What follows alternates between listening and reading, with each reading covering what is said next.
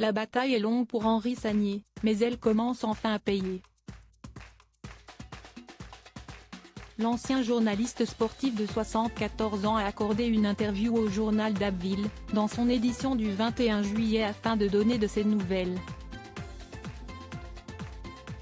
Et elles étaient plutôt bonnes. Fin 2020, alors qu'il était en VTT, Henri Sagnier a été percuté de plein fouet par une voiture comme il l'expliquait à Télé Loisirs après son accident. Il a fini par éprouver des difficultés à marcher et s'est donc rendu à l'hôpital afin de passer des examens. Avec le temps, le corps médical a trouvé qu'il souffrait d'une neuropathie. Un trouble qui l'obligeait à se déplacer en fauteuil roulant car il ne pouvait plus marcher, en plus de ne plus pouvoir écrire. Mais près d'un an et demi après l'accident, il voit enfin des résultats.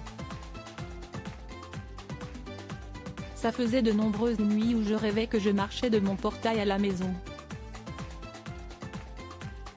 En juin dernier, pendant la nuit, je me suis levée pour aller chercher un médicament.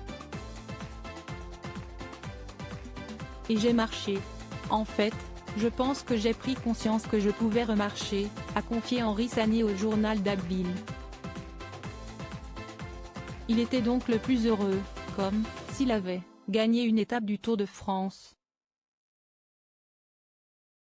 D'autant plus qu'à cause de sa maladie, il a perdu une dizaine de kilos, mais surtout du muscle au niveau de ses jambes. Malgré tout, Henri Sagnier n'a jamais perdu espoir et a su rester fort dans sa tête. Une force qu'il puisait notamment grâce au soutien de ses proches. J'ai toujours été bien entouré par ma femme Sylviane, mes enfants et mes proches. Et mes petits-enfants, Alice et Louis, sont une cure de jouvence et une belle source de motivation, a poursuivi le maire de la commune d'Eaucourt-sur-Somme, Hauts-de-France. Bien qu'il ait passé une grande étape, Henri Sagnier n'a pas fini avec la neuropathie. Ainsi, il doit se rendre à Paris toutes les 6 semaines afin d'effectuer une plasmaphérèse, processus de séparation du plasma et du sang, généralement par centrifugation ou filtration. Et il n'a pas encore retrouvé l'usage complet de ses mains. Je sais que je vais y arriver.